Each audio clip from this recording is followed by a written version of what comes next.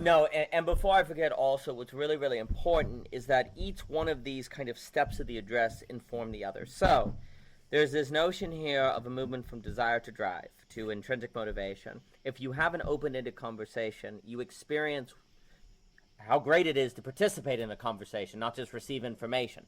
So that can be evidence to you that the movement to drive is a good move. If you come to see, hey, that's true, A is vacuous, things are becoming other, then that also can make you more open to the idea of drive because, objects are A is A, and if reality is actually AB, that would make sense that drive is optimal, not just desire, right? And also then the way you relate to people, maybe I should relate to people more in terms of drive, not what can we do together, what objects can we get together. It's going to change your calibration of how you think about all of these different things, which I think is very important because there's a trick here. We have to somehow, we were just talking about, we have to change our relationship between I and other, where we are identifying with other, not just ourselves, but then the self is not lost in the other.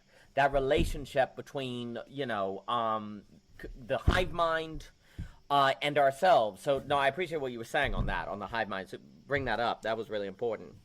Yeah, this is an analogy I've been playing with for a while, and now I'm probably not going to communicate it well, but whatever. So back to my evolution of consciousness and what it means to be a human is to see the world through two different spiritual interpretations. And so that is to necessarily be in a state of contradiction or conflict.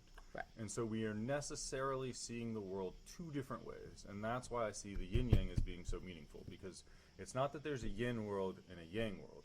It's that we literally see both, and then it's some sort of interaction or interplay of the two. Yes. That then appears as something unified and solid. Yes.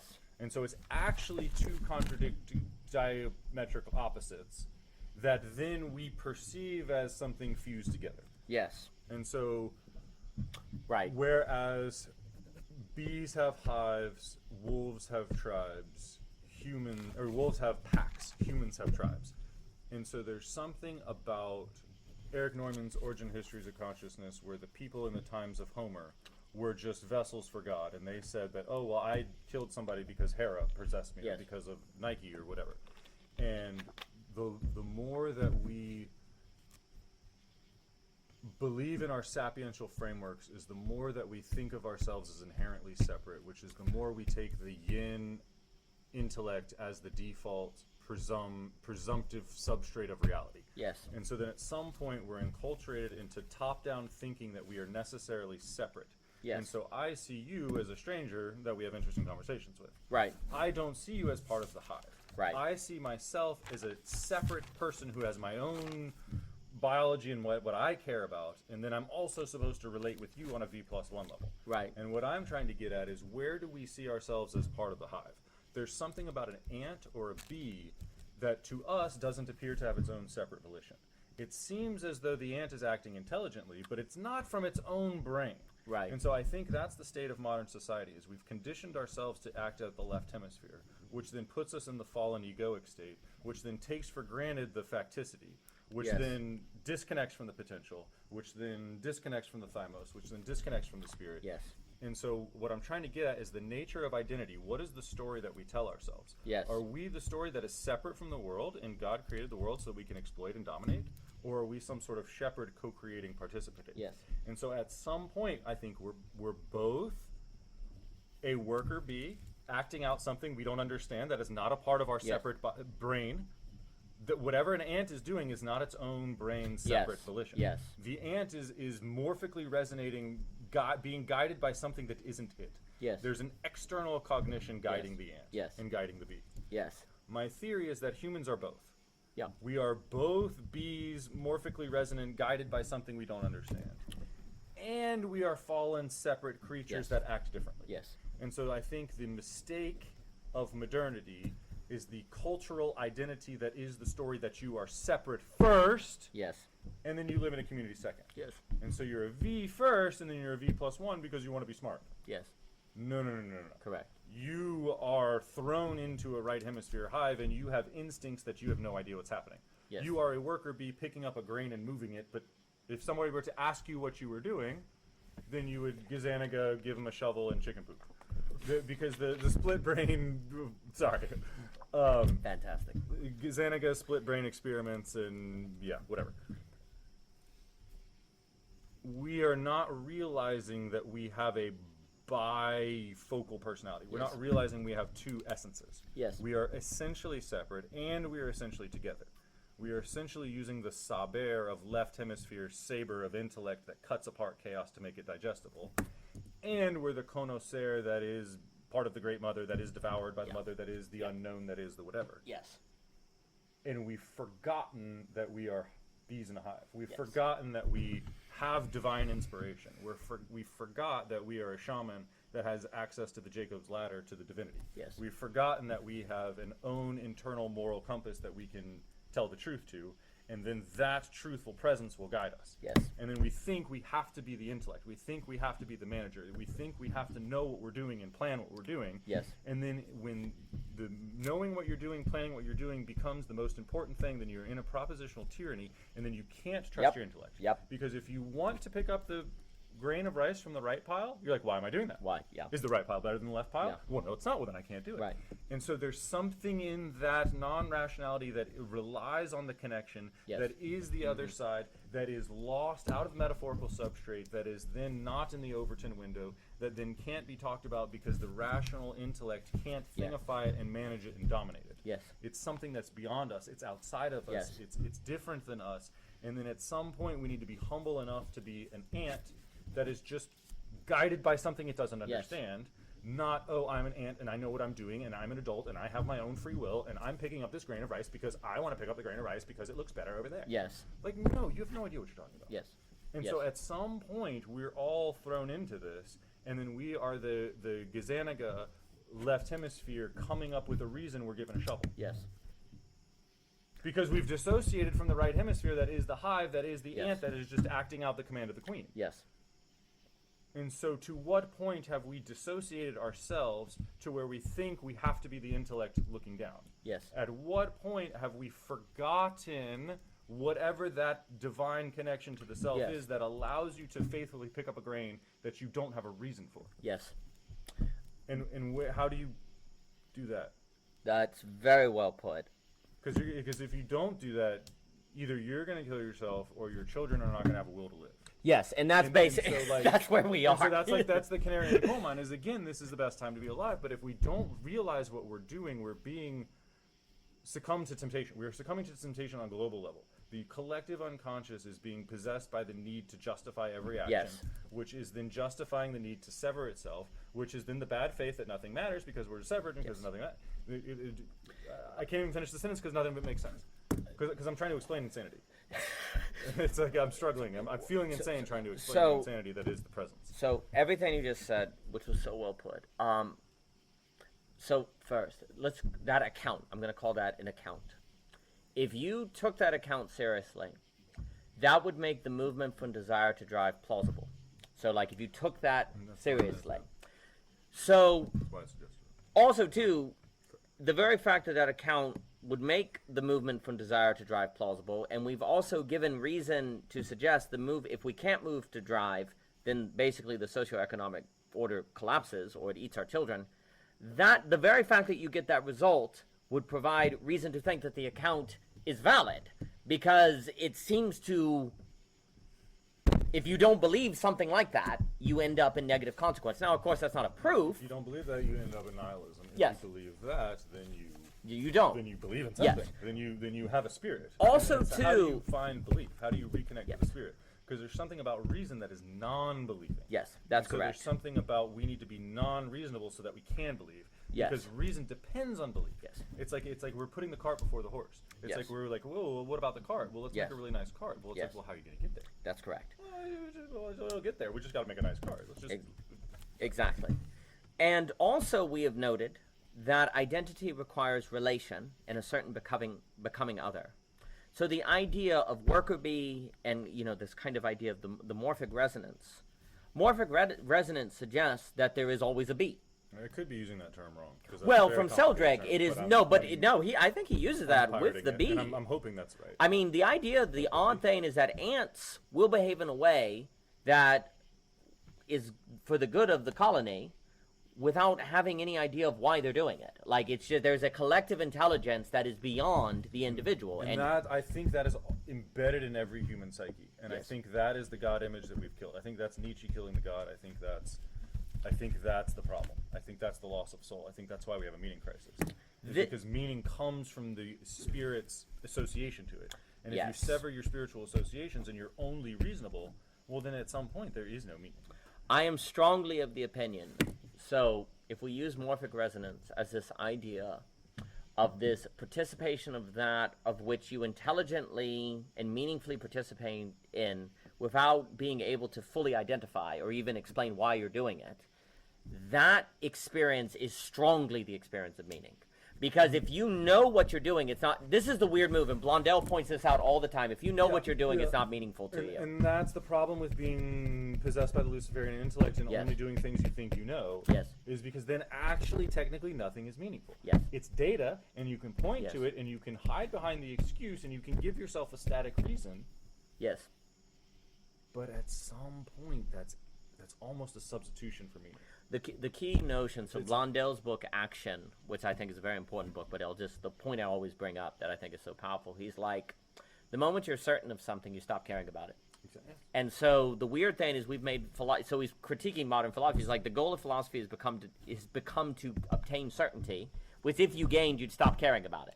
So intellect cannot be in the business of certainty without being suicidal, and that's what he's pointing at. And ultimately, it's a larger argument. He thinks intellect needs to serve action, process, development, etc., so forth, right? Because once you lose that, you die. You don't care anymore, and there's no meaning. I don't know how to put this, but there's something about evil that is beta. There's something about evil that follows. There's something about evil that is the represented abstraction. And so there's something about the intellect that has an idea of a conception, and that conception has to be based on an embodiment. Yes. And so there's something about the intellect that is actually based on a prior embodiment. Yes. And so the problem with our society is we think that the intellect is the source Yes. of information. Yes. But what intellect is it's actually, I don't know what it is. It's a sycophant. It looks down on what has been given. Yes. It doesn't produce anything. And so it can only look down on something. It actually can't produce something. No. And so we need to be tapped into the greater S self Yes. that produces something. And then the lowercase u ego can then manage that something. Yes. And then we need something else to produce it, and then we can manage it. And so we can't produce in that paradoxical sense. Right. It's we can be vessels for the God's production. Yes. Or again, phrasing is tough, but it's something more like that, where the ego then silences itself so that the queen directs the grain. Yeah. Well, we don't know what reason. We don't know what reason is for. We're using it for justification, which ends up just making maps. When really, to say something large, the point of reason is actually the negation of justification to keep the process going.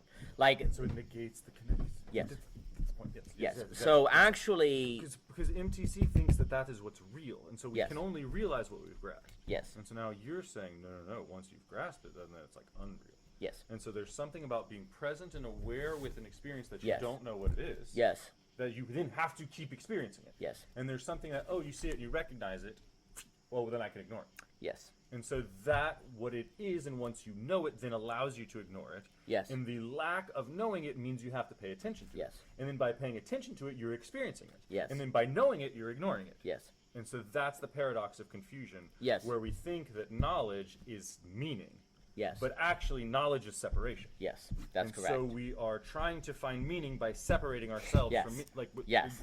What is happening? Yes, and that's Obviously, it's precisely the Again, I'm describing the insanity. a demonic trick my mind. has to make you use the thing to get the thing that you want in a manner that keeps you from it. So we're using knowledge to get meaning, which is precisely what keeps you in it, and then it's infinite. Because if the thing you think you need to, it's groundless, and so it's auto-cannibalistic. So this is where, for me, it's very important to identify sin with irony. Because because irony is where X does Y for Z and Y is why X doesn't get Z, which means X keeps trying Y. The real is overwhelming, and so you have to narrow your psyche into a concept. Yes. If you're constantly narrowing your psyche into a concept, then you're not dealing with the real. Exactly.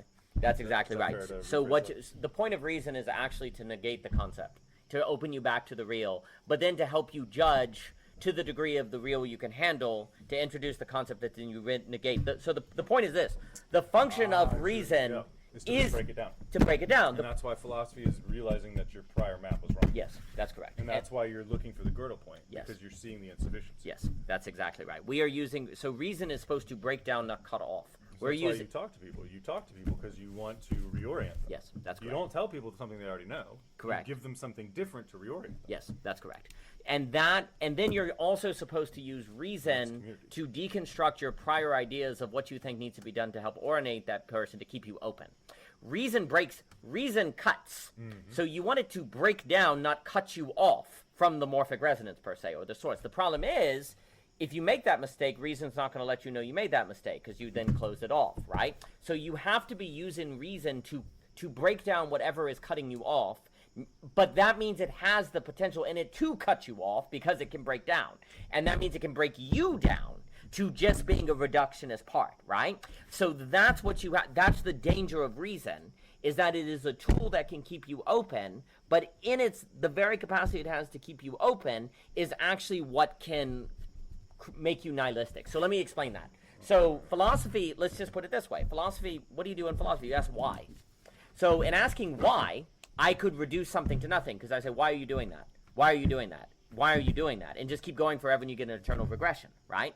But I could also use why to keep me from being certain so that I'm open, right? Because I could ask, why do I believe that way? Oh, I think this entire idea of morphic resonance, I think all of this stuff that Charlie and Daniel are talking about is stupid.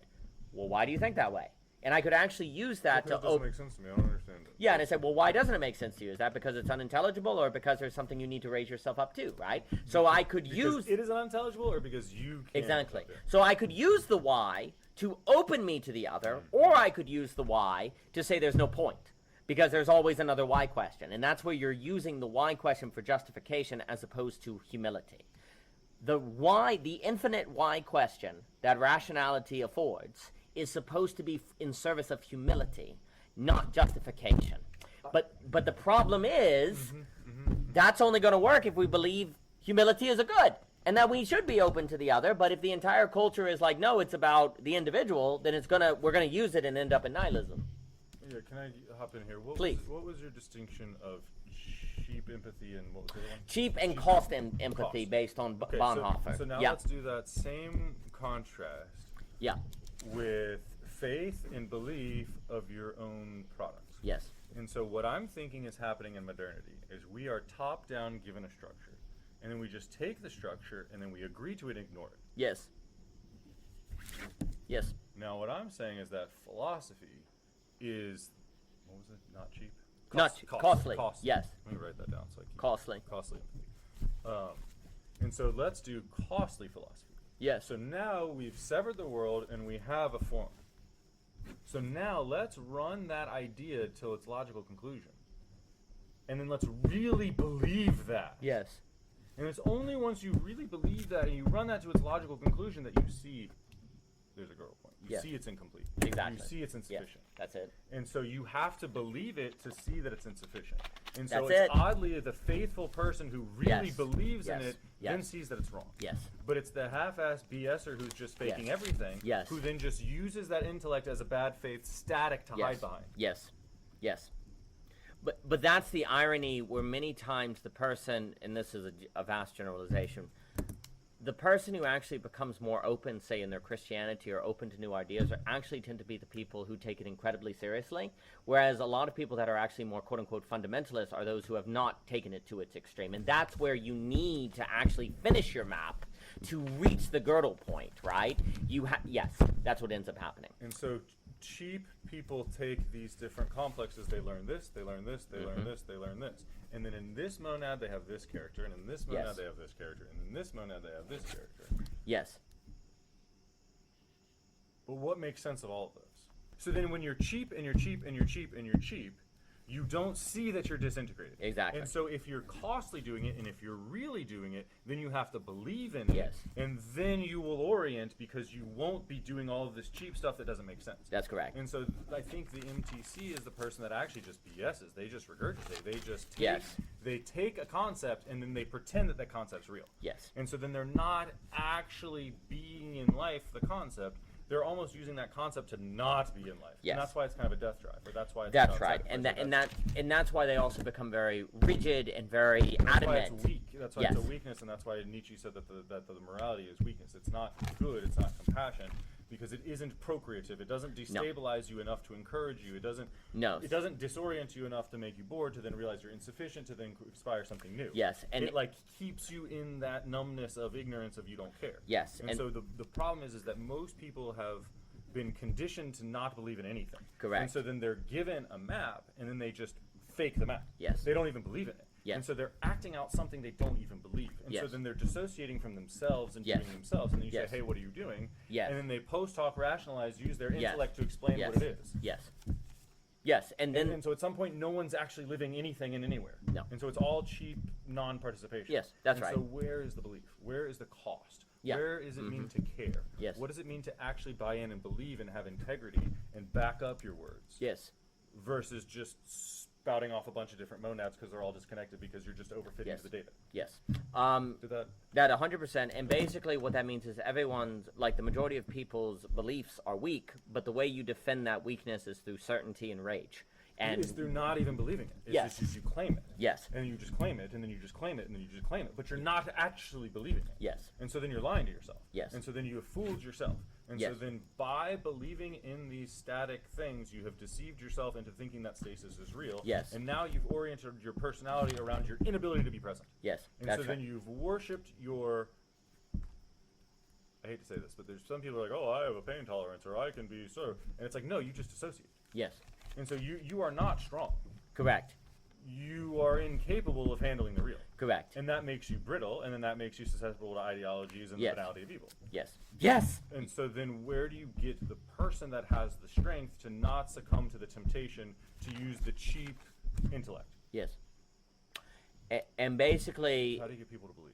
yes, and basically the argument is this: if you do not get people to believe as such, to move into the costly, then global pluralism is doomed, because people Right. will, in the Right, encounter because of if the you other, don't- if you don't believe it, yeah. in the Sorry, encounter, sorry. that will be unveiled to them, and they'll have to respond. Either they admit that they weren't costly, or they blame the other. And basically, the average person will blame the other, because that's the thing that's natural to them. And if they gave into the temptation of the cheap, then what is the likelihood they won't give into it now before the other? Very low. And so when you build your whole culture on the efficiency and the fluency of cheap intellect, yes, you die. yeah, Or the culture crumbles, or it doesn't survive, or like I don't know what the canary in the coal mine is that says, hey, I recognize that as an anti-life philosophy. Yes. I can see the tone of that. I can see the frequency. I can see the Yes. higher form, and that doesn't reflect out into infinity. Yes. Infinity. That isn't a non-living philosophy. That doesn't adapt. yes. That is ignorant and insulating. If you're going to base your society on cheap intellect, then you better not generate global pluralism, because that is going to be the revelation of that intellect being cheap, and then it will become psychotic. The cheap intellect mistake in a more isolated, less globalized world is hidden. You can get away with it because it's able to insulate itself and not become a terror to itself. Yes. And so, and then in that sense, it's not even necessarily a mistake. It might just be a historic reality, an episode.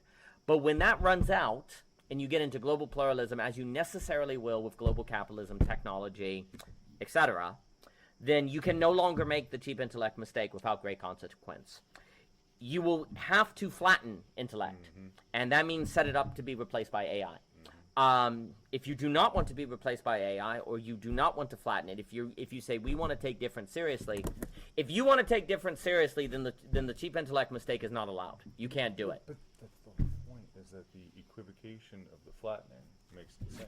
Yes. And it's not different. Exactly. It's not real. Exactly. So then you don't. It's a simulacrum of reality. Yes. So then it's not real reality. And so Exactly. we are conditioned to consume simulacrums of reality that aren't fulfilling. Yes. And so then we are eating the daily bread that is insufficient to survive off of. And so when do we realize that we have been erroneously eating counterfeit pieces of bread? Yes. And that it's not spiritually satisfying, and that's not wisdom, and then our kids aren't going to survive. So basically, if you do that, you will not create demand. If you don't create demand, the system stagnates. It becomes auto-cannibalistic and it eats itself. So this is the question of creating demand versus stimulating demand, which is the question of moving from desire to drive, open systems, AA to AB. It's all the same question. How do you move from counterfeit bread? So, hey, theologically, there's two answers. Trauma or beauty. You either have a beatific vision or you have a forcing function that makes you say, wow, so God's going to destroy Nineveh? The prophets can show up. Where's the communal identity that creates the narrative that we are each other's forcing functions, and then our point of having a different perspective is to be able to see the mote in somebody else's eye? Yes. And then how do you trust somebody to point out the splinter in your eye? Yes. Or something to that effect. Yes. Yes. And so then the point of the community is to show you where you're wrong. Correct. Not to reaffirm where you've deluded yourself. Correct. And so I think our modern culture teaches you to delude yourself. And then our modern community teaches you to reaffirm other people's delusions. Yes. That's and correct. so how do you actually be present and then remind other people of their own tendency to become self-effacing, lost in the map, lost in their own delusion? Correct. And so that's the point of being separate. Yes. Is to then give somebody else your separate intellect. But actually, we're still community, and so we're actually just. Does that make sense? Absolutely, and there's also the problem of if I identify your delusion, then that's probably just serving my map. Like, my making you aware of your delusion has to be a kind of surprise to us both, right? Or else it's going to be serving the ego. Because you believe in what he said. Yes. And then you follow that map, and then you come up wanting. That's correct. But if you just say, oh, he said something cool. Yes. Then you're not living it, and then you're not seeing the end, and then you're not saying, hey, man, you misled me. That's correct. And so we're not listening to each other long enough to go on the journey to believe what they're saying, to realize that what they're saying is empty, to realize that what they're saying isn't fulfilling you. That's it. And so that's the problem in modern relationships. Yes. Is we lie to ourselves, and then we create some BS, and then we feed our loved ones BS, and then they starve. Yeah. Yeah, that's right. And right. they're like, well, what is this? Why is he starving? That's not fair. I've been loving him. I've been giving him stuff. Yeah. And it's like, no, you've been lying, and you've been deceiving, and you've been bullshitting. Yes. And then feeding somebody a diet of feces is not how you make them more healthy. Like, you can't just lie to somebody and then think that's going to make their emotions better. And that's the problem with this toxic positivity feminist culture, is we're just going to be nice to everybody. Yes. And at some point, that is lying. At some point, that's delusional. Right. No, that's exactly right. But then, of course, the great problem is if you choose the point where you cease being nice, it is probably serving the ego. So it has to arise into a situation of which is an encounter, and you have to be prepared for the encounter. And that's actually alluding to the most difficult leg of all this, which is the problem of forgiveness, which you don't have to think unless you encounter difficulty. And then how do you be prepared for this? And this is where, it's a very big deal. Before I forget, though, because the morphic resonance and the worker bee is very important to all this. So I'm of the opinion that, indeed, the human is split between a kind of an I and a morphic resonance, a kind of participation in something beyond them. Aspasia, Seth, and I have been talking about authentic resonance, which is this kind of knowing, and that seems to be tapping into the morphic resonance. We've talked about fields, and this notion of participating in something that you don't know what you're participating in, and yet you know you are, and you do so well. So what is that part of you that lives and doesn't know? Like the tree of life versus the tree of knowledge. Yes. What is the part of you that right hemispherically lives in participation of the unknown relation with that which is other than you? Yes. Yeah, that's exactly right. So there's a few questions here. So first off, that idea of the individual being, I'll say a worker bee, a worker bee, we'll just say. A non-egocentric vessel of God. That's correct. Simone Weil's attention vessel of God. Yeah, absolutely. So first off, what are the experiences that the average person could have that would make that account plausible to them?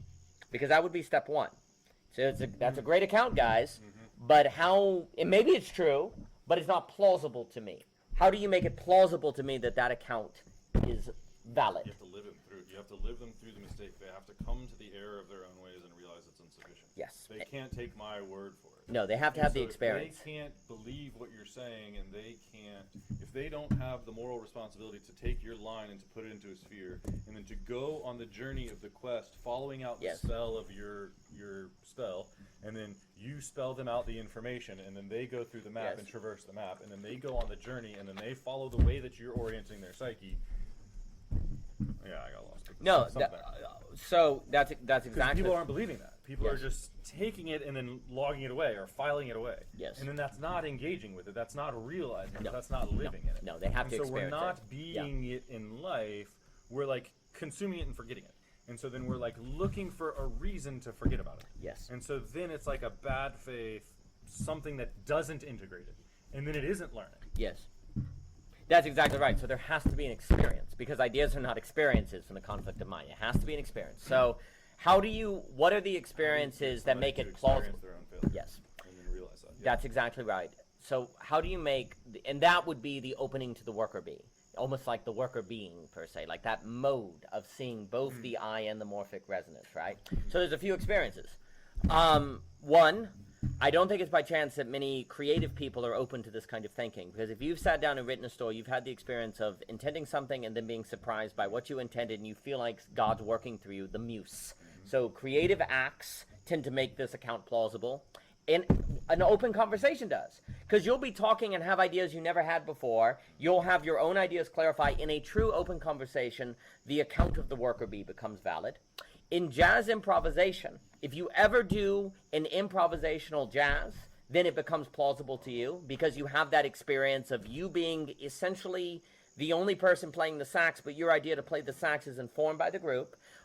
Being in a real communal effort where everyone is on the same page, there are certain experiences you can have that are very, very difficult to explain in terms of an individuated ego. Because in a true open conversation, you're like, where did I come up with that? I've never thought that before. That's just not how reality works. Yeah. Yeah, and so you just have these experiences where you do the creative action, you're like, how did I come up with this story? Where did this poem come from? You have this... You just take it for granted. Yeah, you have this... And so how do we get people to access that which is normally taken for granted? Yes, that's correct. And so then that requires some sort of cognitive flexibility. That requires Yes. some sort of soul flight. That requires some sort of journey outside of the presence.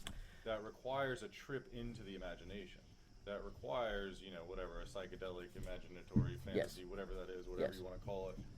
But there's something, again, the words that I'm saying sound so ridiculous, but there's got to be some way to access Look, the other. One of the critical ways churches did it, which it used to be just about everyone went to church, and religions was worship.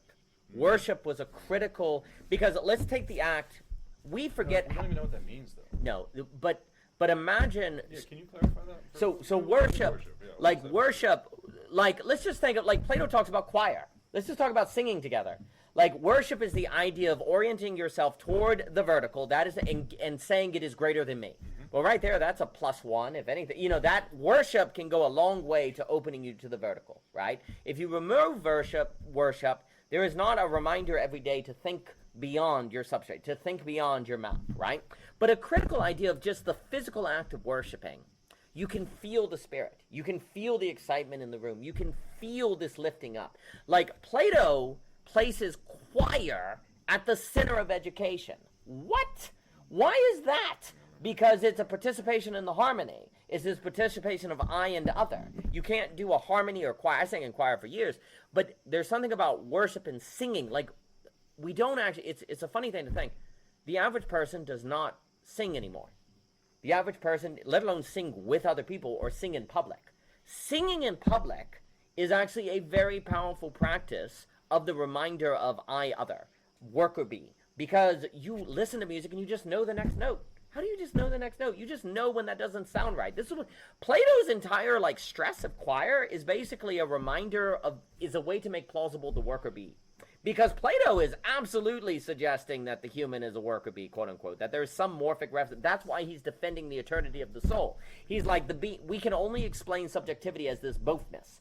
And that's why he's also in Meno. It's like, you remember geometry and you're a servant, you've never learned, and yet you're able to remember something. Well, then there must be a morphic resonance, basically. And the Holy Spirit, the religions are full to the brim with suggestions of a participation in a something beyond you that you don't fully understand. What is up with modern people that don't believe that? How are we beyond that, Daniel? Like, what is this where we're so captivated by our intellect? We now worship our intellect to where there is nothing beyond ourselves. And so now we only worship what we already know, and then that worship, as you said, brings you up, is then been counterfeited, and now we Yes. get a dopamine high by consuming our own Yes. stuff.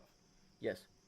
One of the That's yes, one of the almost the same, but we've subtly bastardized that process, and now we're missing the mark by confusing it. the worship, let's put it that the worshiping soul, if you will, is the condition of creating demand that generates the technology. And once you generate the technology, you can take that as evidence that you don't actually need the worship, because the technology makes you feel powerful. It's that Faustian bargain. It seems to make the world understandable. We can deal with difference. We can make great cities. And that's where you forget the origin in the Luciferian fruit, like in the benefits, right? And so it becomes, here's the problem. The more How do you forget your origin? the more technologically successful and wealthy you become, the more here's the problem: the more plausible it becomes to you that you don't need the worship. And if you don't have practices of the worship to make it plausible you need it, then you're going to forget it. And if the people who are now the movers and shakers of society are the people who are kind of grandfathered into the systems of this abstraction, then those are the people that are most important. There's your tipping point of Pareto Yes, principle. there you go. But then those Pareto principle people who are the most resource capable Yes. are those who are the most spiritually defunct. Yes. And those who are spiritually capable are Yes. resource defunct. Yes. And Yes. so how do we combine those who have acquired the resources with those who still have the spirit to apply it? Yes. And so there's almost a weird, Yes. you either have to build up your ego and then you're too egoic to care about other people. And then Yes. you want to care about other people so much that you sacrifice yourself. Yes. And so how do you care about yourself enough to have ego and have resources, but then also be connected to the whole to then Yes. redistribute that? Yes. How do you go on your own shamanic journey to enlightenment, but then also go back to your community and bring them with you? Yes, Like, that's where correct. is this joining of the two worlds? And why are we so not joining the two worlds? Yes. And then by not joining the two worlds, we're auto-cannibalistic and we're not joining the two worlds of procreation. And then that's not a DNA seed that can then Continue. continue. And, Yeah. then we're sacrificing the future. Yeah. So one of the things is, I like a book called Generations, Neil Howe William Strauss, and he also talks about the fourth turning and different things like that. And there's this idea that you have a first turning, which is this kind of visionary age, religious revival, so on and so forth. Then you have the second turning, which is basically the entrepreneurs, the people who build based on that new vision. Then you have the third turning, which tends to be the decadents, the children of that. And then you have the fourth turning, which is the nihilists. So basically what ends up happening is the first turning is thanks to a remembering of AB. That then creates the wealth in the ascent. AB is still remembered in the second turning. It begins to be forgotten in the third turning because you're decadent, you have the success you don't need anymore, and then it's totally forgotten in the fourth turning, which then brings about a crisis that brings about a remembering of the AB. And that's where we are. We're in the transition between the fourth and the first turning. Yeah, I where feel like sorry to interrupt you. Please. It's almost like the boomers are in the it's all glorious, and then the whatever is the millennials are kind of decadent, and then the Gen Zs are nihilists. Exactly. And so it's like obviously it's not quite that simple. But, Yeah. But it's like there's an as above so below. Yes. In that the adults are passing down systems that then the children can't understand. Yes. And then the system isn't meaningful, and then so then the child thinks the logical response is nihilism because that sentence doesn't make sense. Yes. And so then somewhere in that we lost the connection. Yes, we did. And so what is that dynamic? How do we? Yeah. Sorry. No, that's exactly right. Because the issue is that when we say the third to the fourth, it's not like everyone is the fourth. It's a mixture. There's a mixture of second and third and fourth turning, and we're in basically. It's That's what I not. was trying to say. The canary in the coal mine sees this pattern. Yes. So it's a mixture because you're able to get outside of it. Yes. You don't actually have to go through it to realize it because Yes. you go through that in different fractals of your life. Yes. And that's why you do that at work and you learn. You do that at home and you learn it. And then Yes. and then it's by that process of your ego Yes. destroying that you then learn to be beyond that. Mm-hmm. And that's That's what it. we're missing. We've lost the connection to what is beyond that. Yes. So the And question. that is the source of life. That is where your drive comes from. Is Yes. that how do you relate to that which is beyond you? And that's Yes. the only reason to do anything. Yes. So basically, what all this suggests is that there's a kind of cyclical pattern that brings about a remembering of the AB, a remembering of the source, a remembering of the creativity, the childhood, the address. There's a cyclical pattern in history that is the remembering of the address, That is the forgetting of the address, the remembering of the address, and so on and so forth. And the question is, what occurs between we are in the transition from the fourth to the first turning. That's what's going on right now. The first turning is a return of the vision, of which then is the getting straight. The question is, what facilitates the transition? Well, there's there's basically two options, but then the prophet plays a role. It's either hell, beauty, or listening to the prophet. There is examples in the the prophet is the through line that connects you to God, and that's how that's the karmic journey that we all need to do, is realize that we're all responsible for being the prophet. Yeah, that's exactly right. Something like that. And the Bible gives you images of people listening. You know, Nineveh is a great example. You can listen in Jane, so the prophet can make a difference, but only to the degree that people identify with the prophet. Because right now, the prophet is speaking a different metaphorical substrate that is unintelligible by the Luciferian possessed master. That's correct. And so why would you listen? Because the Overton window doesn't share the language of the sacred. That's correct. And so you're not allowed to connect to the other, because the only language in the Overton window is what's already known. Yes. And so then that's not potential. Yes. And then if what's known is the only thing you can talk about, then you can't reach the potency, which then you can't survive. And you see, what ends up happening is that's why basically prophets are almost always killed. Exactly. Very rarely listened to. But then the prophet in their very death plays a role when they are remembered by people in the future who go, oh, maybe we should do that thing the prophet said, because look what's happening in not listening to them. And now the schema, the prophet, this is the weird role.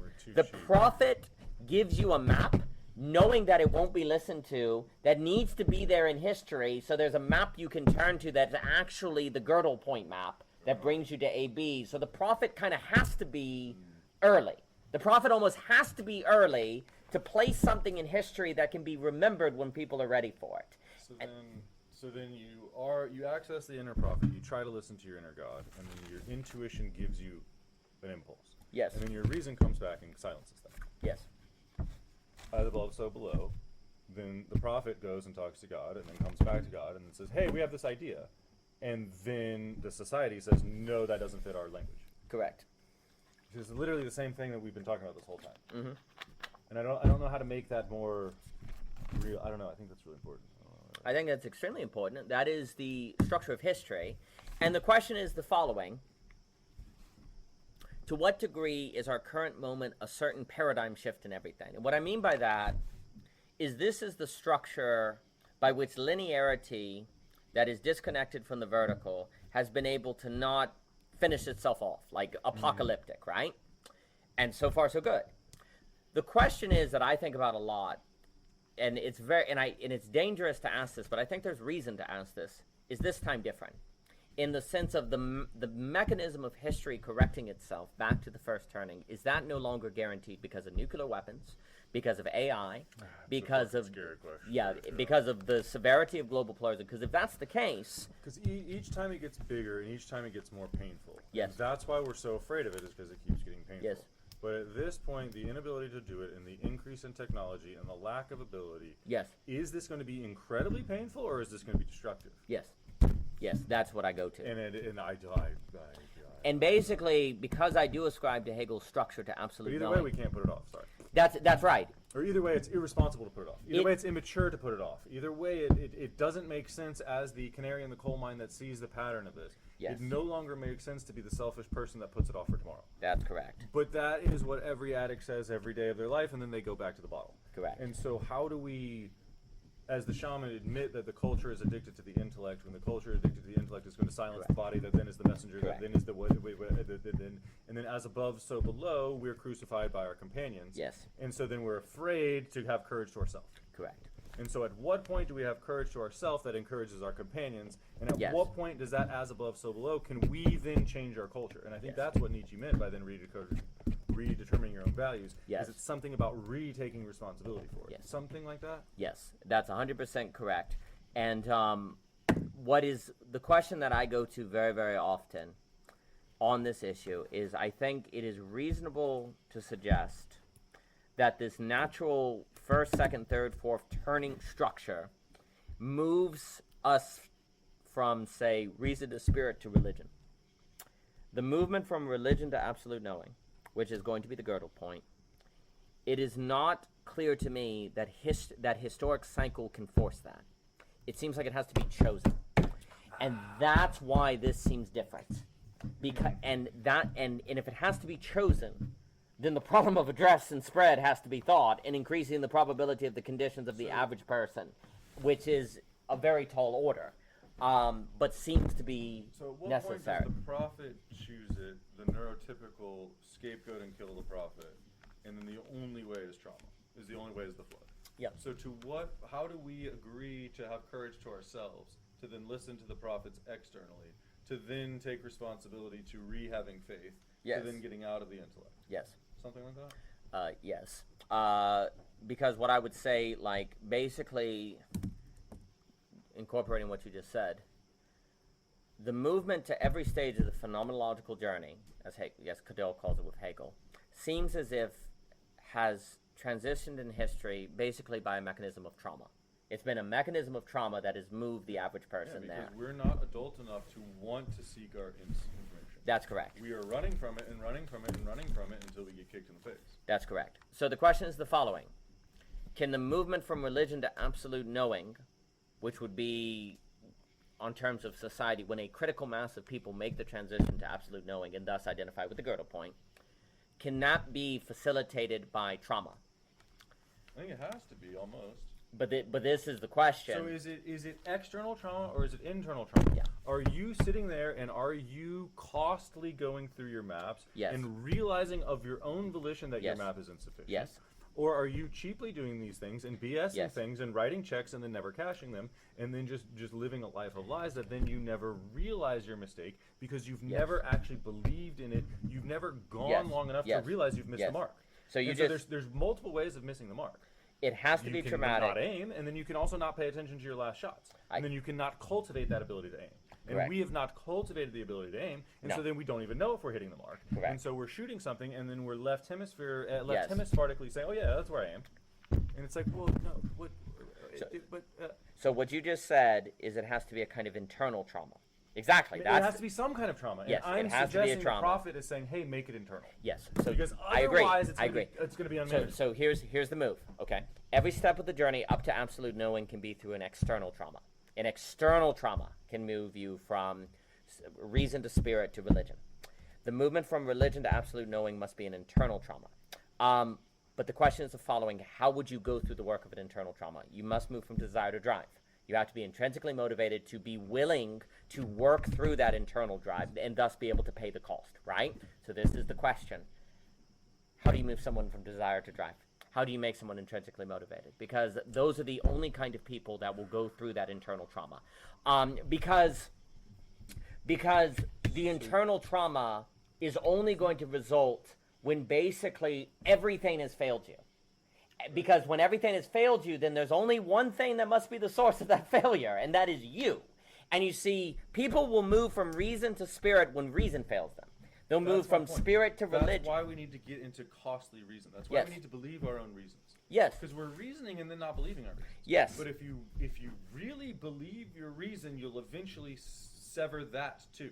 Yes. And then when you sever your reason, That's when you hit the Gödel point. That's when you hit the Gödel point. So here's the critical thing. What happens at the Gödel point? What is the potentiality opened up at the Gödel point that then gives you the fortitude? it's something like the phoenix blowing up. It's something Yes. like Christ dying on the cross. It's something Yes.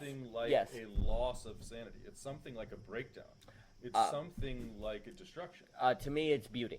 And the problem is we've misidentified beauty as a characteristic of a thing versus a strike of beauty that is the death on the cross. It is horrifying but also wondrous. Beauty is a suspension of category.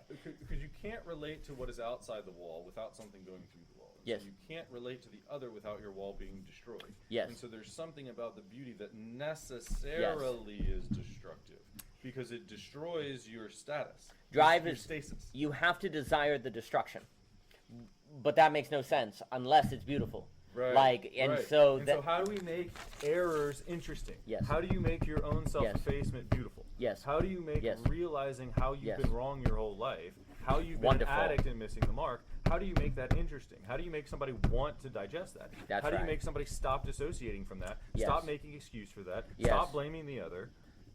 Where do we do you that? have to make the How do we do realization. this and how do we encourage each other to do this? It's what beauty does. Because when I you think have my concern is that we're encouraging each other to do the opposite. Yes. And that's causing us to be more insane. Beauty unveils your error in a manner that makes you laugh with joy.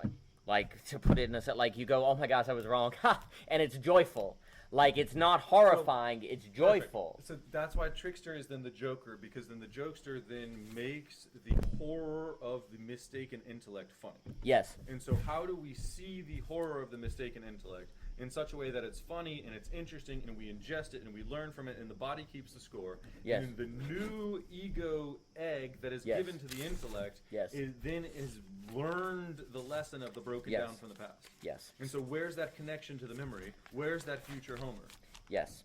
So, And it's in belief. yes. And it's in belief in yourself. Yes. And so you can't lie to yourself and then learn. That's correct. Because the Dostoevsky, once you lie to yourself, you Yes. no longer can... You have to genuinely make a mistake. You have to genuinely error. And when you genuinely error, in the strike of beauty, you're And so glad for first the we genuine. need people to be genuine. Yes. And then Yes. you genuinely see your intellect to its logical conclusion. Yes. And then you philosophically see where your philosophy doesn't make sense. Then when you see where your organ is connected to the other. Then when you see where you're dependent on the other. And then you start paying attention to the other that is the vein, that is the lifeblood, that is your source of sanity. Yes. One of the keys to the open AB is if conversations are open and you don't know the end, the only way to survive them is to be genuine. Like, you have to be genuine to go through the openness. And so that's a huge step in the right direction.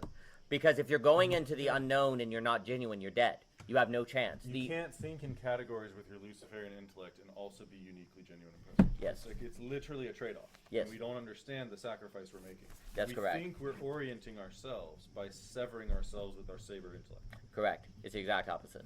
And so when So horrifying. when you change the medium condition of education to make being educated and a good use of time and what average people do open-ended versus confirmation, that will go a long way to oriented people to be genuine, because the only way you can get through the open-ended is to be genuine, because you can't fake. You can't. Let me put it this way: you can't fake an improvisation.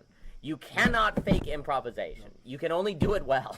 So you can fake. And every relation is an improvisation. Yes. Whether it's with yourself or Yes. with somebody else. Yes, And you so can't that's the problem. Is we're trying to script everything. We're supposed to. Yes. We're trying to predeterminedly know what we're doing before we've even done Yes. it. And then that undermines improvisation. That undermines right hemisphere. That Yes. undermines connection. That Yes. undermines connoisseur. That Yes. undermines creativity. That undermines meaning in life. I can fake sight reading of music. I can fake playing Moonlight Sonata. I can't fake an improvisation. It will suck. If I fake an improvisation, it won't be good. So in an open-ended conversation, if it's genuine, it's not going to be a good conversation. And it will be naked and exposed, and it will not be... But if I'm playing Beethoven's Ninth, reading sight music, and it's technically brilliant, I can hide my lack of investment. I can hide my roboticism in the just be a technique. machine. But in an improvisation, you can't fake it. So the more and more you remove the barriers of association, whatever, from people doing the improvisational, is the greater you increase the probability that people enter into genuineness, because you're removing the structures that decrease the probability of them not improving or entering into relationship by making it, by changing the school system I think education gives you scripts, and then you think your job as a person is to regurgitate the scripts you've Yes. been given. Yes. And so then that aims you at a machine, and the quality of Yes. your personality is your ability to reproduce the mechanistic thing. Education. And at some point, you're Yes. severing yourself. Education as a medium condition needs to change so that we associate the educated person as good with improvisation. When that occurs, It's to cultivate a spirit of presence Yes. and interpretation. because improvisation is necessarily a presence. You cannot do it unless you're present. It's reactive. It has to be reactionary, and also So then you have to be improvisation. sensitive and you have to be attentive. And improvisation fundamentally makes the worker be plausible, because it feels morphic. You're doing something and it's You're morphic listening. resonance. You're listening, and how did I come up with that? So an improvisational You're listening mode and of being. responding. Listening Yes. and responding. So the Listening and jazz responding. improvisation- That's the opposite of an auto-cannibalistic. Yes, and that's also Vervaeke's Dialogos and the hip-hop cipher. I talk all the time about the cipher. The hip-hop cipher is the key metaphor for the basically the political social structure. And the cipher and the Dialogos are two sides of the same coin. And it is an improvisational structure that makes plausible the worker bee. The worker being of individual and morphic resonance. If you do the hip-hop cipher, and I did a lot of work with Bernard on ciphers and seeing the hip-hop cipher at the center of philosophical thought and entrepreneurship, whatever, the cipher is the experience that says, the individual is not an isolated ego. It is necessarily tapped into and opened by a certain relational conditionality. How do we get people to experience what you've just said? Because remember how we were saying that people don't listen to you. And so when you're in a propositional tyranny and somebody else has a propositional tyranny, you cheap interpret that and you don't listen and you don't care. Yes. So how do you say what you just said to get somebody to actually live that out? Yes. To get somebody to actually go through that journey on their own so that their embodiment keeps the score and their new ego loads that spherically. Yes. Absolutely. Well, first I'll just say quickly, one, modeling it, doing it, and putting one of the reasons I record these and putting it online, like I would, if I actually think one of the reasons, I let you record this. Yeah, and that's one of the reasons like I record it is precisely because it's like that requires models, and people like, what? They talk for 7 hours. How do you do that? Well, because you do all this. You guys are only seeing half. Yeah, exactly. Like we get a lot more. Like people see that as like, wow, people can do that. And it becomes a model, and you've shown it. You've recorded that it's real, and it's possible. And so then people go, oh, okay, versus they've heard it. And it's like, yeah, right, okay. I'm sure they're, it's... Oh, yeah, like, you guys are creative for 5 hours in a row? Yeah. And it's like, we don't even know where the time goes. The experience of time going by quickly, you're showing it, and so that makes it an experience that becomes plausible. That's a reason why I'm bullish on the social coordination mechanism. This is not just creating content to consume, to build channels or whatever nonsense. It is about modeling and inspiring and shine. The way you have to shine with alternative possibilities that then show something is possible, and if it's possible for us, why not for other people? And then we're all part of the same hive. Yes, exactly. We're no different than anybody else. Yes, that's exactly right. So for me, the correct way to use the YouTube recording Zoom is as modeling for different modes of being, an experience of interaction, etc., so forth, that we have to be willing to be recorded, forget the recording, get over the nervousness to do that modeling, but it is for the service of showing people experiences of how they can carry themselves, which is an evangelical activity that doesn't fall into the traps of the tract and propaganda and force, because you're just modeling, you're just showing. So for me, all these people online who are recording these discussions and posting them are increasing the probability that these experiences are possible for the average person, because the more people that can come in and do it, well then the more plausible it is that anyone can do it, and so you're modeling something to create a social alternative, and that modeling is not merely information, because they're seeing it. At some point, are we creating a map that then other people can vicariously participate in the map? Yes, so we're creating a map, but we're creating a map though that also shows a different relation to that map. Because we're not just using that map to establish coherence. We're making maps that people can use for the Gödel Point. To data to conform to data. We're mapping to midwife you out of your living room into the journey of the psyche, which is where the insight is found, which is where the dragons are. Yes. And then once you leave your body into the psyche, you can fight the dragons. Yes. And then once you have the courage to overcome the dragons, then you can get the gold that is the transcendent information that hides behind the dragons that you've been avoiding. Yes. We are mapping to Gestalt. The point of this map is a mapping to the Gestalt. It is the mapping to the geometry. It's mapping it's a mapping to the body, and so it's a mapping to the depths of your psyche versus a shallow BS. Yes. The cheap. Yes. This is a map into the depths, into the costly, into your body, into reality. Yes, and one of the reasons I want it recorded and people to see is because you see the body, you see the interaction. It's not just words on a page, you see the mode of engagement. So you see that when we're in this kind of conversation, it's not just talking philosophy, it's like literally lost in the unfolding of the thought. And it feels full body, and it's an emotional, and you're modeling that. We're not talking propositions. We're trying to feel something. And then we're relating through propositions. We're following a morphic resonance. What we're actually trying to do is communicate emotion. Yes. But then there's the limited data of conversation that then we have to pretend we're collapsing our ideas into the data. But actually, we're not ideaing. No. We're feeling and then translating to ideas. That's correct. So we're not sharing an idea. No. We're trying to share a common idea that then we can both experience. Yes. And then it's a lived, shared experience to be communicated through an idea. We're mapping to the Gestalt. We're using ideas to the morphic resonance. What you're doing is feeling out. Like this is a live modeling of the feeling of something. We're not sitting here talking about, so Hegel was born in 1522, and we're not trying to confirm the science of logic. We're trying to, the way that I love how Schopenhauer put it, it's the idea that most people use ideas. You're supposed to use ideas as rungs on a ladder to climb and to leave the rungs behind. Psychotechnology. Not to, he said, but most educated people take the rungs off the ladder and put it to a bag to show off.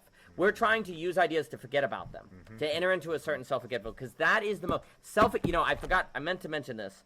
The mode in which you're able to be in that space of morphic resonance in the individual is when you actually have a self-forgetfulness of the individual. And that's actually the fulfillment of the individual. That sense of separateness that you lose. Yes. You lose the fact that you are a separate human, Yes. and you're just then a worker bee. That's correct. And you're in great jazz like a improvisation. trade-off there. Yes, in a great jazz improvisation, you forget yourself. And But the that's- separation That's of where the beauty is Yes. forgetting yourself. Yes. So that's beauty- where grace comes from. Yes. Because grace is the effortlessness of the beauty of the inspiration that wells up Yes. from the inner drive. That's 100%. And then hard work is the forced thing that is the top down, that is the pretense, that is the Yes. emptiness. And as you work hard, you think about how hard you're working, so you don't forget yourself. We've killed grace.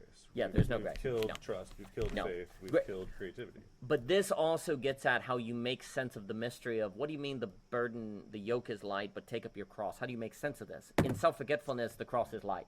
So what ends up Right, happening is when right, you're in the right, spirit, right. you forget yourself. You don't think about the difficulties. So like most people look at me like And you've then been you're just doing something that makes that feels right. You're just acting according to your feelings. yeah, it's like a conversation. Like, how do you talk for 7 hours or whatever? You literally forget about it. Like, No, if you it's like, you this is what I'm like interested you in. just you don't even think about It's it. just one moment. I'm Like, just talking about this. I'm if just you talking about literally were doing this in a work mentality, after 30 minutes, you would be like, "Whoo!" Yeah. But when you get into the morphic resonance, into the flow, you're stretching your neck. You don't even think about Yeah, you it keep because moving you your neck, I forget. keep moving my Yeah, back. We've you been just sitting you here for so don't long. you don't you just go. Yeah. And that is You're the only dance. tired after the fact. Looking Exactly. back. That's- You're only tired once you're like, wait, what am I doing? with my That's neck? right, and Oh. that's when you're the Oh, I've worker been bee. sitting like this for And that's a when while. you're the worker bee, and you need to model that and record it so people can see it, because otherwise they don't believe it. If you just give them the data, So that's the forgetfulness of doing a transcendent task. yes, that's correct. And then that's where you get your drive, is when Yes. you're doing something that That's is it. motivated beyond you. Self-forgetfulness is how desire moves to drive. And we are constantly reminding people to be in the spirit of the left hemispheric Yes. separation. That's correct. And then we're reminding people to identify as separate. And then we're reminding people to identify with that spirit of interpretation that will map out a world that will then cause a belief structure that will necessarily miss the mark. Yes. The great irony is separation removes from you the ability to self-forget. And you would think it'd be the opposite. Because if I separate from you, isn't it easy to forget myself because there's no one bothering me? It's the exact opposite. The only way to forget yourself is in the presence of the other. You lose yourself in the other. You flow, the eros, the Dante dance. And that's why a lot of depression is just narcissism. Exactly. Because like you're just trying to take care of yourself and you don't know what you want, and then you're chasing things that you don't even realize you need. The And only- so then it's like, how do you actually put yourself to doing good in the other world? And then Exactly. that compassion of caring for the other is how you then get out of your own egoistic thing, and then that's when you do good, and then you're not being egocentric. That's correct. And then you are being in life in a meaningful way that wasn't your top-down Luciferian egocentric Exactly. way.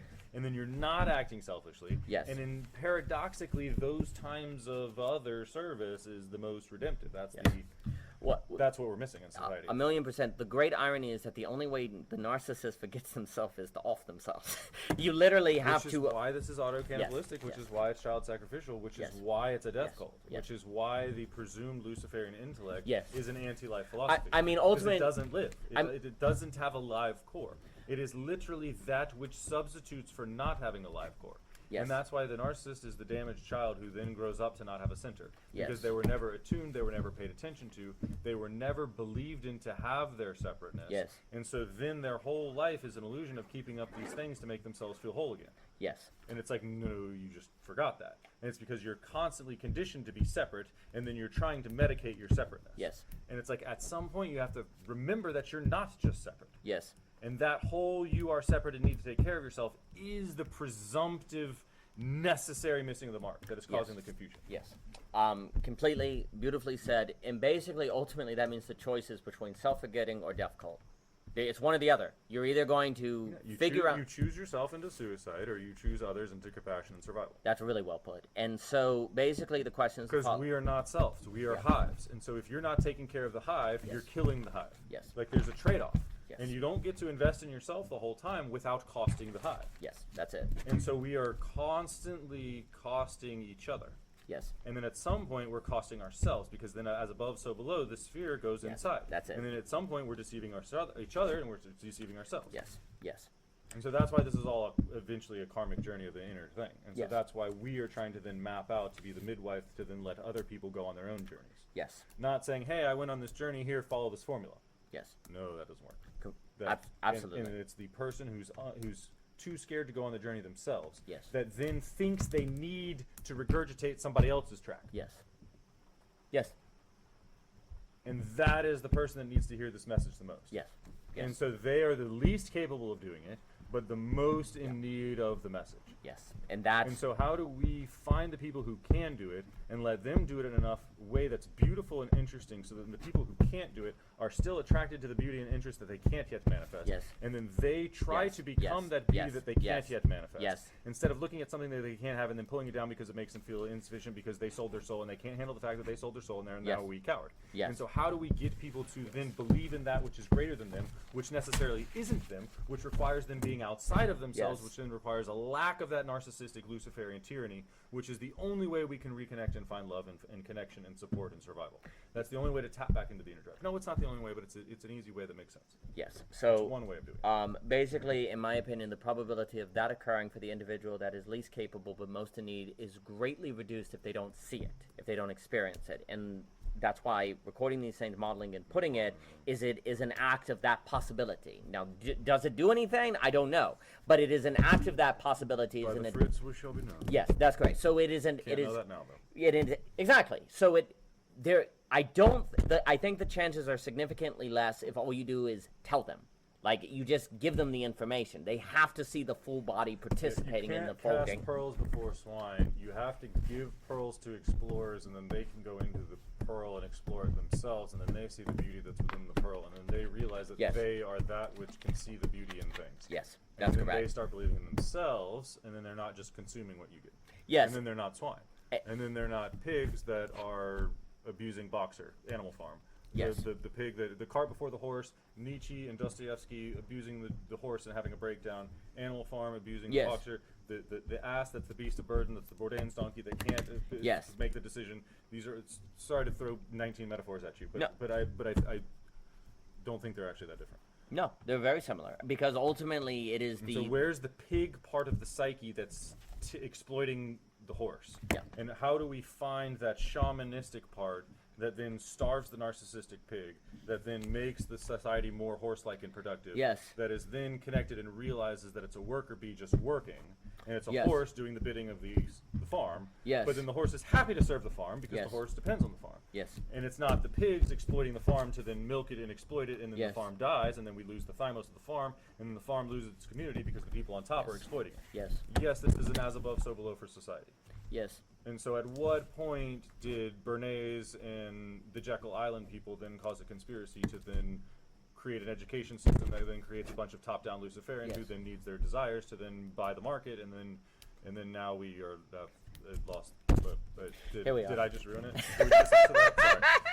Sorry. No. Well. Are we gonna die now? so- is the distributed information suppression complex gonna come for us now that we called it out? That's really funny. And so there's a few things. So if you see a video, so again, I'm just drawing attention to this because it's getting at why I bother, and I actually think it's important, and why I support the work of the social coordination mechanism, this little corner of philosophy, et cetera, so forth. Is so if you see a video like this, and it's not. It's weird. You're like, okay, they're not doing any of the attentionalist dynamics. What are they doing? They're not going to get many views. It doesn't even have any of the attentionalist dynamics going on. You have two. You either dismiss it or you go, they must really believe this. And if they go, they really must believe this, maybe there's something real here. Weirdness. So this is where weirdness is an invitation. Because it doesn't make sense. So yeah. And it doesn't make sense. And when something doesn't make sense to someone, they're given a choice. It doesn't make sense because it's stupid, or it doesn't make sense because there's something going on I don't. It makes sense because you don't know what it is, because you need to be in presence with it, because its There you go. identity is yet to be determined. That's it. So when you have people on YouTube or in these spaces that are using the technologies counter to their own logic, not using them in the way that the systems want you to use them, and that makes sense according to the system, that forces people who see the material to ask a question. or they're forced to decide what it means. Oh, yeah. Okay. I see what you're They have to say, well, that's stupid because these people are stupid, or There's just so many stupid people that they're just going to write us off. yeah, that's fine. But then when you go through the logic of faithful present sociology, it is always 12. The 12 it is a 12 slow move. These artifacts of models of this alternative are there, and people see them, and those 12 and 8, and you get exponential curves, right? And that's how faithful presence and when you look at a book like Faithful Change or the Sociological Theory of Intellectual Change, you look at all these things, what changes the world are exponential curves, not linear. It's exponential, and exponential look like nothing and then suddenly, and it's very small and then bam, right? That's what's always changed the world in terms of culture making. Culture making has never been a linear process. It has always been a nothing, nothing, nothing, bam. And so where's the tipping point? So where's the tipping point? We're in this Luciferian propositional tyranny. Yes. And we're trying to access the inner shaman that keeps getting silent because it doesn't make sense. Yes. And so at what point can we continually, faithfully access that inner shaman until at some point we're no longer in a propositional tyranny? Yeah. Did that enantiodromic tipping point of how we need to switch the hemispheres, did that make sense? Yes, absolutely it did. So the tipping point, if the tipping point can be identified, then it is in the logic of AA and therefore can not actually be the tipping point to the vertical, right? So how do you encourage people to do the interesting work that is only, that doesn't have the feedback? Yes. It's just, it seems like it's going Yes. off into the ether. Yes. And then how do you get people to trust the process Yes. when they're not getting the immediate feedback? That's correct. And that's what the immature person can't do, and that's what our entire society seems to be creating adults that can't do that. The great problem is if you get feedback, you're in AA, not AB, because that means you're getting the intelligibility back so you have consistency. The only way that a person is going to keep doing something without reward, in a sense, or confirmation or feedback is drive. You have to have drive, okay? So drive's the only way. So how do you create drive, okay? So that's very important.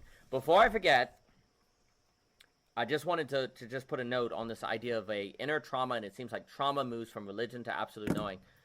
The question I have that I think is plausible is the only way to move from religion to absolute knowing is the trauma of beauty in particular. Like it has to be the trauma of beauty because that is the inner trauma that also creates the attraction and drive and anti-fragility to go through that work, right?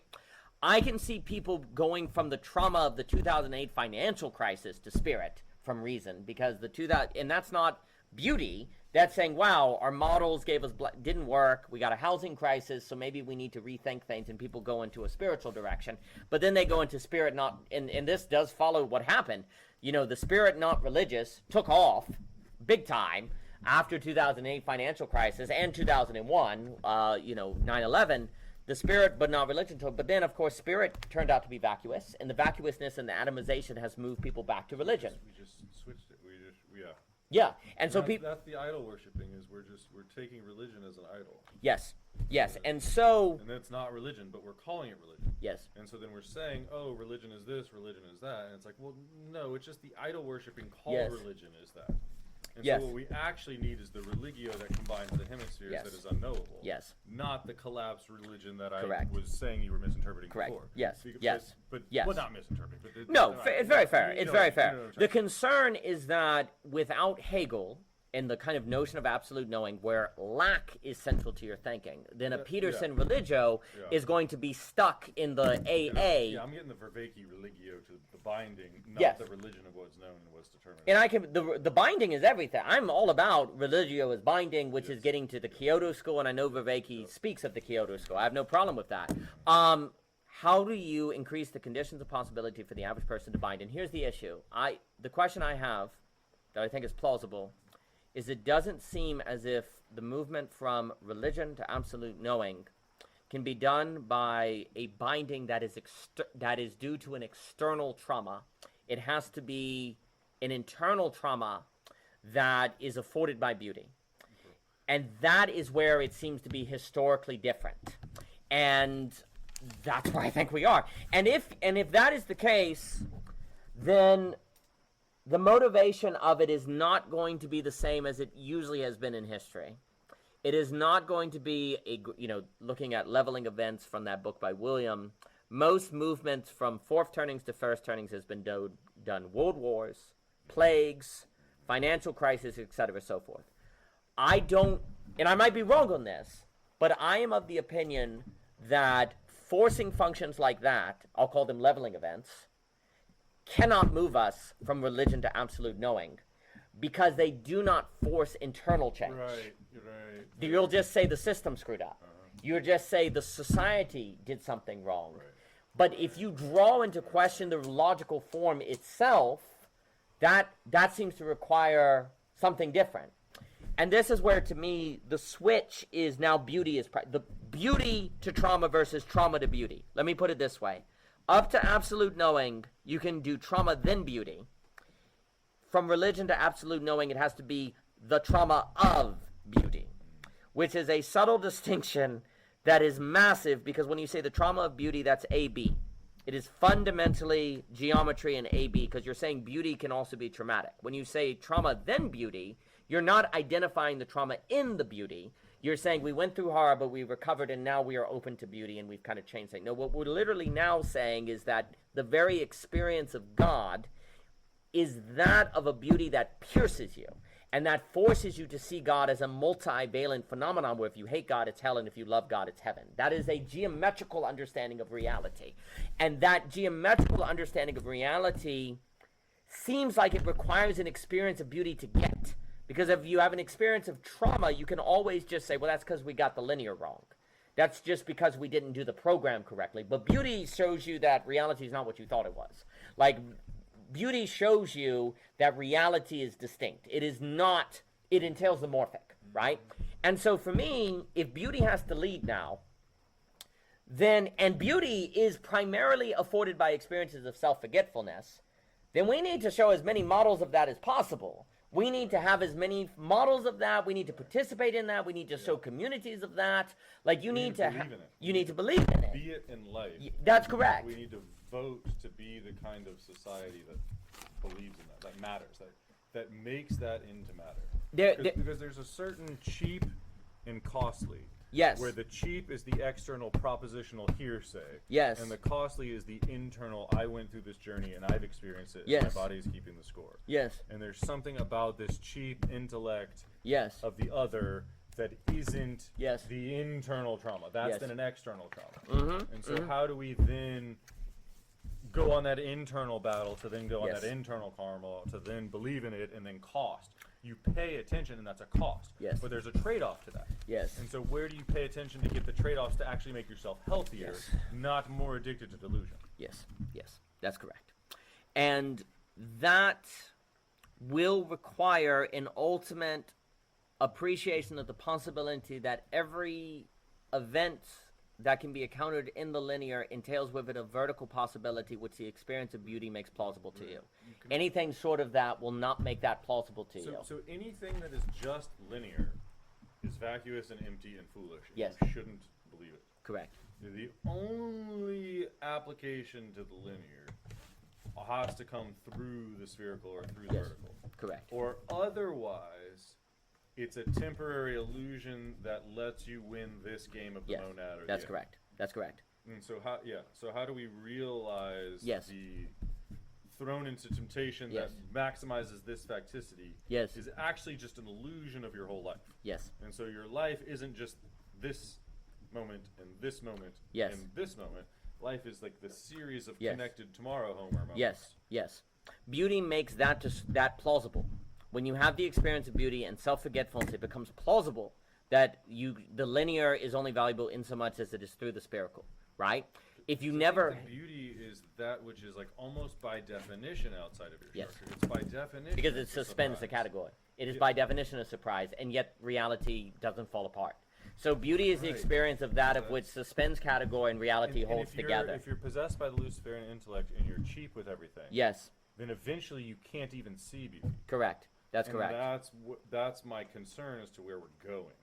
Is yes. we have taken beauty for granted, and we're like, oh, yes. we'll always have the beautiful. Well, this is why... I'm like, no, actually, if we keep this rational up, we're actually going to kind of lose that beauty. We're going to lose the thymos. We're going to lose the libido to procreate. So I'm glad you said this. So this is what it seems to me. It is possible now to have a trauma that closes beauty. it is at the stage of religion to absolute knowing that a trauma is possible that you lose the beauty. Up until this point, there was no trauma that could occur that could close you off because it couldn't give you a perfect system. AI can give you a perfect system. Like, it can give you a perfect consistency. And in giving you a perfect consistency, there's nothing outside of it, so you're done. Right? That's correct. So up to the moment of absolute knowing, there's a sense in which no matter what the subject did, history would make up for it. Like, the world, history would make up for it. Like, the trauma would wake you up, right? At the point of absolute knowing, you can't take the next step unless the subject does the work. Like, because the next trauma... Then it has to be drive at that yes. point. Because there's no emptiness that's coming from the top down. Exactly. Because that top down has already reached its rock bottom. That's what I'm saying. And so how do you costly follow your yes. philosophy to its rock bottom to realize that it depends on the Gödel point of the vein yes. that is the lifeblood, that is the unconscious, non-rational? That's exactly right. So there's nothing more. So you have to make the step, right? It's not outside. You can't have somebody else do that for you. And exactly. So how do you yes. go inside to then go outside? That's correct. So I am of the opinion... Without sounding like an insane person. Correct. So I am of the opinion that the next trauma is the loss of beauty. The next right. trauma is the loss. But it's not lost yet. Because when it's lost, it's like game over. Like, once it's lost, it's done. Like, you'll forget it's done, right? And so that's why this work for me of the faithful presence and all of this is so important, because the next one is the game over. And the more we take for granted beauty and act like we already know it and file it yes. away. That's right. So we have to keep doing it. it. No longer engaging. Yeah, so we have to keep doing it. We're still talking. We have to right. keep talking. We have to keep working. Yeah, because the moment we stop, it's over. So we have to keep doing this. We have to record again and do another video and do another conversation and do another working. Well, but if but if that's right, you're moving. But if you have drive, you're like, great. Because here's the key. I can go all night. That's this right. This is important and this is meaningful. So this is the key. I don't care that my back hurts. This is more important. Yes. So the key is beauty. It only works if you never let yourself think you have it. But drive is like, great. I don't want to have it because it would be over. So drive actually enjoys the inability to finish. Enjoys the relation. And that is evidence that it's beauty. Because beauty is like, if you get me, you lose me, and drive is like, exactly. So the very fact that you're glad you don't have it and that you have to keep in it is evidence of eternity then. Because eternity is that mechanism. You never completely know God.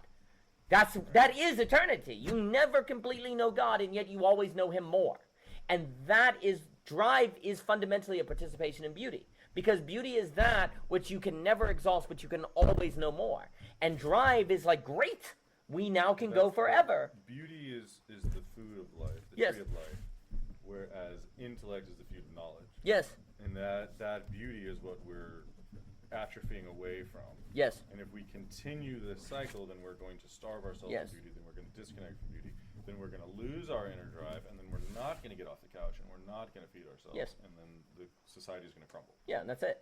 And basically the great joke is that, the great horrific Kafka joke, is that we are making AI to get what we want. But what we actually want is not to get. We want to participate. And the issue, we don't want to get anything. We just want to participate in something. Yeah, post no clarity, man. Yeah, and so the issue is beauty. It's all about the acquisition. It's about the chase. It's about the hunt. That's right. And the key is, but here's the issue. It's about relating to something beyond you, not already having something you can ignore. That's exactly right.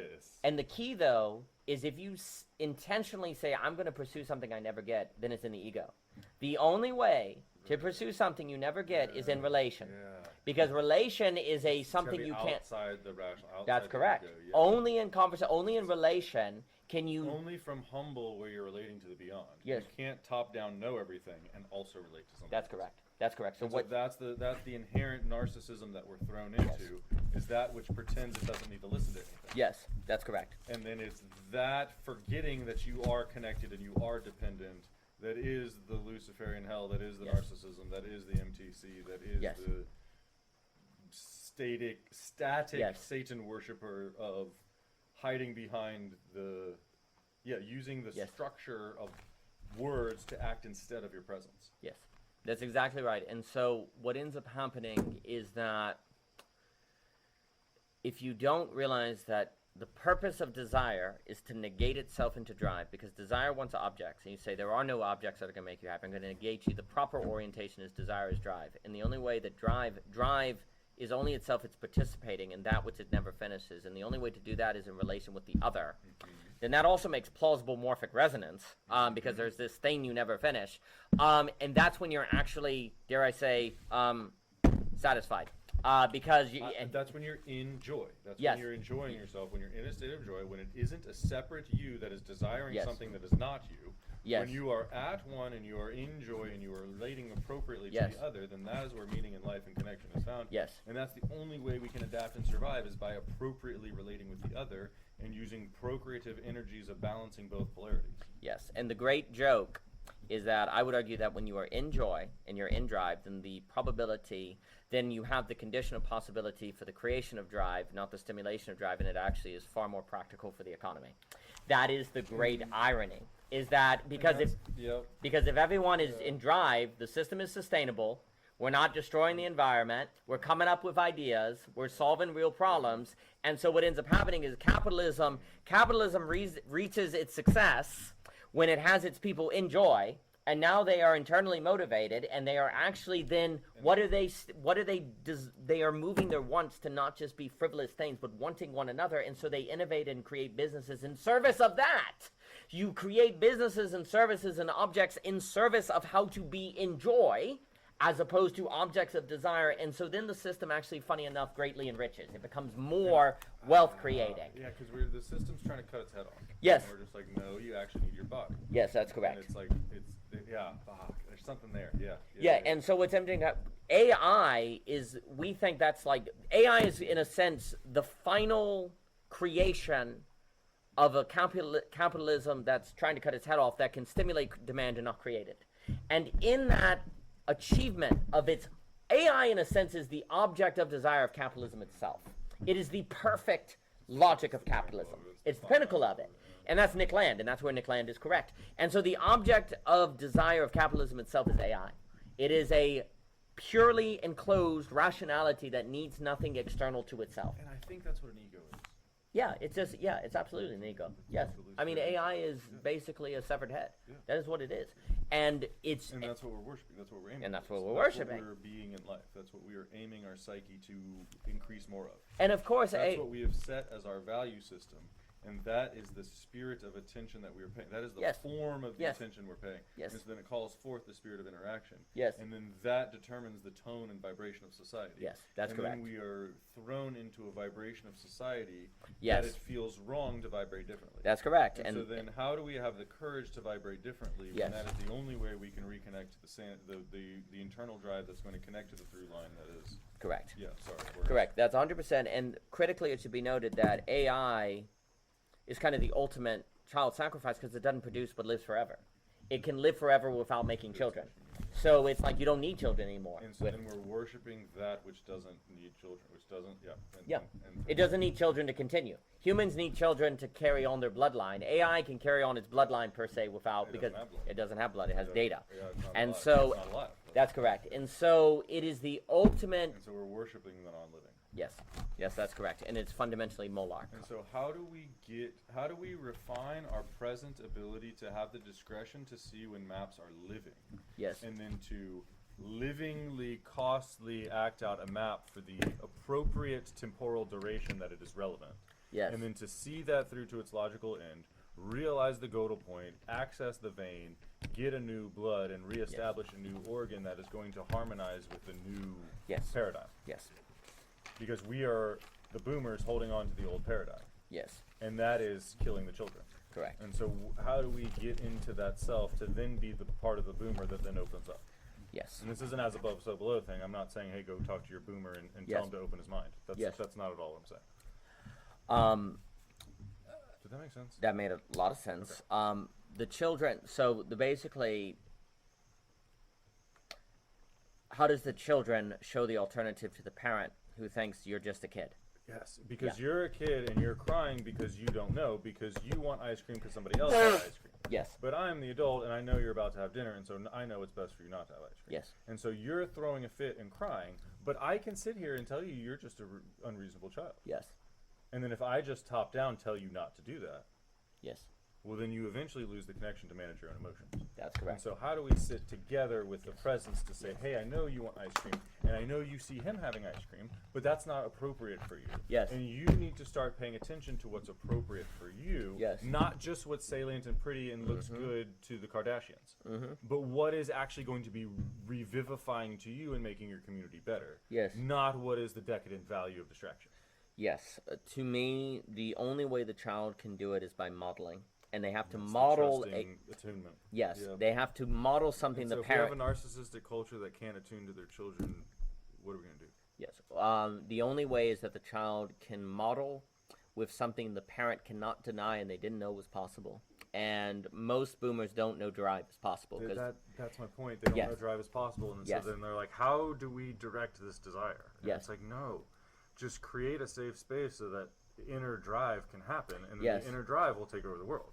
If yes. you sit here and say, hey, ego, forcefully act your way through all of this stuff, Yes. it's like not going to work. Yes. And so how do we Yes. tap into that inner drive to find the belief in the inner Yes. creativity that Yes. is the presence that is going to solve? But all of that's uncomfortable and requires Yes. courage, Yes. courage and presence. Yes. And so how do we encourage each other to have the presence, to then Yes. realize there's a problem, Yes. to then access the inner creativity, to then Yes. remember that we're made in the image of Yes. God, to then access Yes. that imaginary capacity, to Yes. come into the theoretical universe, Yes. to hypothesize a heaven that would be greater than the present moment that we're in, to Correct. then believe in that enough, to then connect to our bodies, and then to take the steps forward to actually bring Yes. that heavenly image down into the. How do we actualize that? How do we manifest that? How Yes. do we do that theory? Yes. And there's something about that we are disconnecting from. Yes. We're losing that ability to relate appropriately to whatever. Yes.